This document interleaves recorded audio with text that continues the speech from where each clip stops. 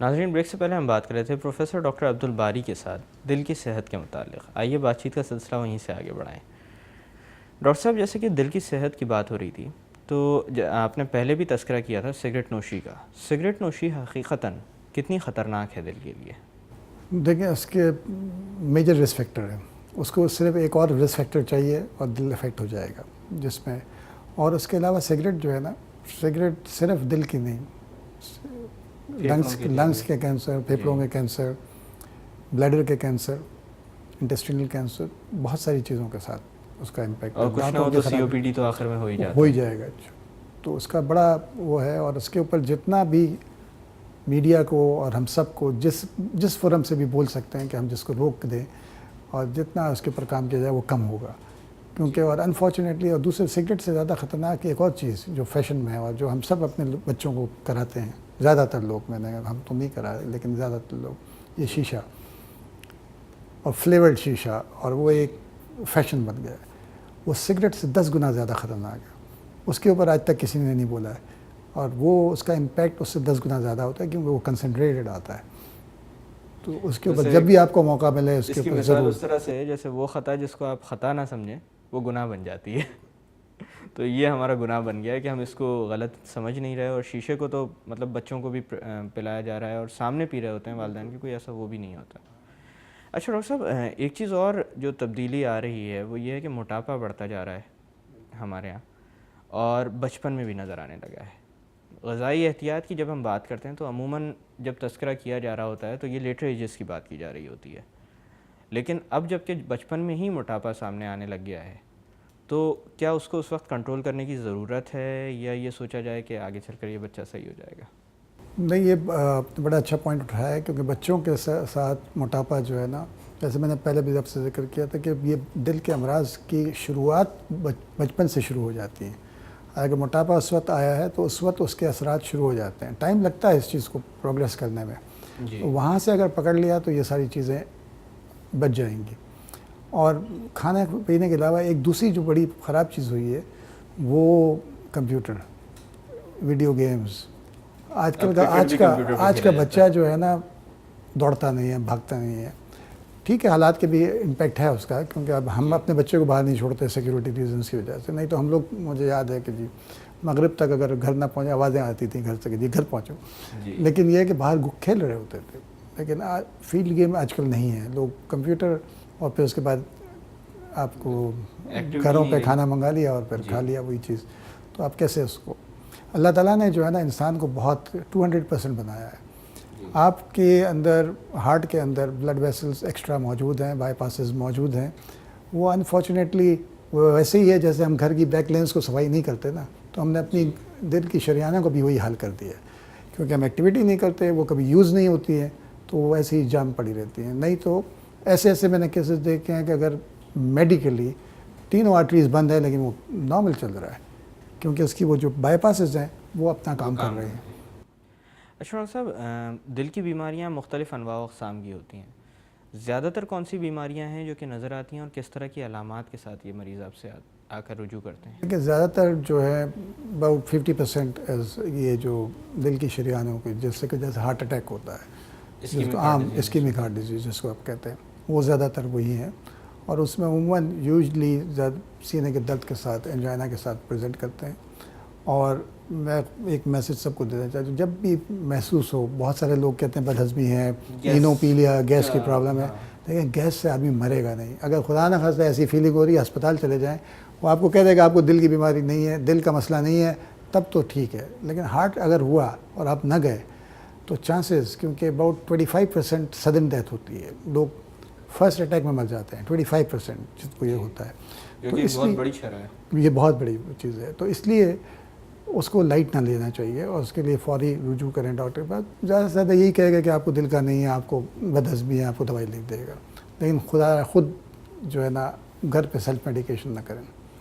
اس کے علاوہ ایک بہت بڑی چیز جو ہمارے لوگوں کے اندر ابھی بھی موجود ہے انفارچونیٹلی، وہ رومیٹک ہارٹ ڈیزیز ہے، جس کی وجہ سے دل کے والو خراب ہو جاتے ہیں. اور جو کہ ایک سمپل سور تھروٹ کی وجہ سے، گلا کے خراب ہونے کی وجہ سے، انفیکشن کی وجہ سے، اسٹریپٹوکوکل کی وجہ سے ہو رہا ہے، جس کا ہماری اکنامی کے اوپر بڑا امپیکٹ ہے.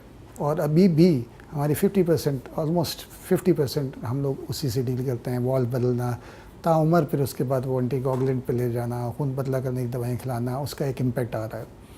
دنیا میں میجورٹی جگہ پہ وہ چیز ختم ہو چکی ہے. ہم جاتے ہیں, وہ اب اس مرض کو دیکھتے ہی نہیں, اور اب ابھی ہمارے لیے وہ 50% ہے اس بیماری کا. یعنی اور پھر دوسروں کے لیے ناپید ہو چکا ہے وہ ہمارے یہاں بھی. ہاں, ان کو اگر ابھی ہم ذکر کریں تو ان کے لیے ایک بڑی حیران کن بات ہوتی ہے. اور تیسری جو ایلیمنٹ ہوتی ہے وہ پیدائشی دل کے نقص جو بچوں میں ہوتی ہے کہ جی دل میں سوراخ ہونا یا دل کی شریانیں الٹی سیدھی ہو جانا, تو وہ ساری چیزیں. تو عام طور پر یہ 3 بیماریاں ہیں. اچھا ڈاکٹر صاحب, دل کے سلسلے میں جب آپ کو یہ رول آؤٹ کرنا ہوتا ہے کہ جو مریض آپ کے پاس جس شکایت کے ساتھ آیا ہے واقعتاً اس کو وہ بیماری لاحق ہے جس کے بارے میں آپ اندازہ لگا رہے ہیں یا نہیں, کس قسم کے ٹیسٹ تجویز کیے جاتے ہیں اور یہ کتنے اہم ہیں کہ یہ بر وقت کروائے جائیں؟ دیکھیں, کچھ تو ٹیسٹ امیڈیٹلی ہوتے ہیں جس میں صرف بلڈ کے ٹیسٹ ہو جاتے ہیں جس سے ہمیں اندازہ ہو جاتا ہے کہ اس کو اٹیک تو نہیں ہو رہا ہے. ECG ایک بہت بڑا ٹیسٹ ہے جس سے ہم کو بہت ساری چیزیں مل جاتی ہیں. لیکن ڈیفینیٹیولی کہ کیا اور ہے یا نہیں ہے اس کے لیے پھر ایکو کارڈیوگرافی اور پھر اس کے بعد اینجیوگرافی جس میں ہمیں رکاوٹوں کا پتہ لگتا ہے, یا ویلو خراب ہے تو وہ ایکو میں آ جاتا ہے. اور پھر اس کے بعد جب تک اینجیوگرافی نہ ہو تو ہمیں ڈیفینیٹیو موڈ آف ٹریٹمنٹ نہیں پتہ لگتا ہم نے کرنا کیا ہے اس کے بعد. تو اینجیوگرافی ہم کو پھر گائیڈ کرتی ہے کہ اس کا اینجیوپلاسٹی ہوگا یا بائی پاس ہوگا یا صرف دوائیوں سے گزارا ہونا چاہیے. اچھا ڈاکٹر صاحب, ایک اور چیز بہت زیادہ مشہور ہوئی تھی جس کا ہم لوگ شروع میں بھی ذکر کر چکے ہیں تھوڑا سا, وہ ہے کولیسٹرول. کولیسٹرول کا گہرا تعلق چکنائی اور گوشت کے ساتھ بتایا جاتا ہے. بالکل. اور کس طرح کے گوشت کے اندر یہ زیادہ مقدار میں پایا جاتا ہے, اور کہتے ہیں کہ کوئی کولیسٹرول اچھا بھی ہوتا ہے, تو یہ کون سا کولیسٹرول ہے؟ دیکھیں, جو گوشت کے اندر کولیسٹرول زیادہ ہے اور خاص طور پر بڑے کے گوشت, گائے کے گوشت کے اندر وہ زیادہ ہوتا ہے. بکرے میں کم ہوتا ہے, دمبے میں بہت ہوتا ہے. جی. دمبے میں اور گائے میں, اور یہ بکرے میں کم ہوتا ہے, اور وائٹ میٹ میں بہت ہی کم ہوتا ہے. ہم لوگ ایوڈائز وائٹ میٹ کا کرتے ہیں, چکن یا فش مرغی یا مچھلی کھا لیں. کولیسٹرول کا ایک کولیسٹرول ہوتا ہے ہائی ڈینسٹی کولیسٹرول جس کو HDL کولیسٹرول کرتے ہیں, وہ اچھا کولیسٹرول ہے. وہ اگر وہ آپ کے اندر بلڈ میں زیادہ ہے تو وہ پروٹیکٹ کرتا ہے آپ کو ہارٹ کے اٹیک سے. اور اس کا ریشیو ہارٹ اور ہائی ڈینسٹی HDL LDL کا وہ ریشیو اگر اچھا رہے تو آدمی اس سے بچ جاتا ہے. جی ڈاکٹر صاحب, جیسے کہ کولیسٹرول کی بات ہو رہی تھی, کولیسٹرول کا ایک ٹیسٹ بھی کروایا جاتا ہے عموماً, اور لوگوں کے اندر اب یہ رجحان بھی پایا جانے لگا ہے کہ ان کو لگتا ہے کہ ان کو آگے چل کر بیماری لاحق ہو سکتی ہے دل کی, تو وہ اپنے طور پر بھی کولیسٹرول کا ٹیسٹ کروا لیتے ہیں. یہ کولیسٹرول کا ٹیسٹ ہے کتنا اہم اور اس کی کیا افادیت ہے؟ دیکھ, کولیسٹرول کے لیولز کا پتہ ہونا اچھی بات ہے کہ لوگ اویئرنیس ہے, لوگ اپنے آپ کو اس کو کرنا چاہتے ہیں. اچھا ہے کہ اس پتہ لگ جائے تاکہ اس کی پھر پریونشن کے لیے آدمی کام کر سکتا ہے کہ آپ کو دوائی دینی ہے یا ڈائٹری آپ کی جو غذا میں جو ہے نا تبدیلی لے کے آنی ہے. لیکن ایک بات کا خیال ضروری رکھنا ہے کہ کولیسٹرول جب بھی ٹیسٹ کرانا ہو آپ کو 14 گھنٹے کا فاسٹ چاہیے. فاسٹنگ 14 گھنٹے کی, اس کے بعد کرائیں تو پھر صحیح وہ اس کی لیول پتہ لگتا ہے. جی. تاکہ جو صحیح اس بیچ میں لوگ ایسے ہی کرا لیں کہ جی تو اس کا کوئی افادیت نہیں ہے. اچھا ڈاکٹر صاحب, ایک دفعہ جب دل کے امراض سامنے آ جاتے ہیں, عموماً یہ حادثے کے طور پر سامنے آتے ہیں, تو آگے اس چیز کے کتنے امکانات ہوتے ہیں کہ یہ مریض دوبارہ اسی قسم کے حادثے کا شکار ہوگا علاج کرواتے رہنے کے باوجود بھی؟ دیکھیں, اگر ڈیفینیٹیو علاج ہو جائے جس میں اینجیوپلاسٹی ہو گئی یا بائی پاس ہو گیا تو اس کو تو ہم فورسی کر سکتے ہیں 10-12 سال 15 سال. وہ اگر سیکنڈری پریونشن کر رہا ہے, احتیاط کر رہا ہے, اور وہ ساری چیزیں جو ہدایات اس کو مل رہی ہے اس میں عمل کر رہا ہے, تو عموماً 10-15 سال آدمی کے نکل جاتے ہیں. لیکن یہ ہے کہ بیچ میں بھی ہو سکتا ہے, لیکن وہ پرسنٹیجز کے حساب سے وہ نیگلیجبل ہوتے ہیں.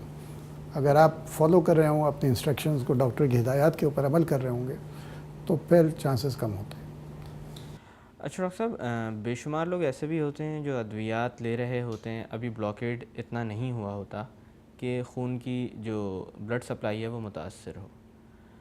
ان کو ادویات کے ساتھ کتنے عرصے بعد اپنا متواتر چیک اپ کرواتے رہنا چاہیے تاکہ اگر بلاکیج زیادہ ہو رہی ہو یا اس کے ساتھ ان کو مسائل درپیش آنے والے ہوں تو بر وقت پتہ چل جائے, اور اگر سرجیکل انٹرونشن کی ضرورت ہو تو وہ کی جا سکے؟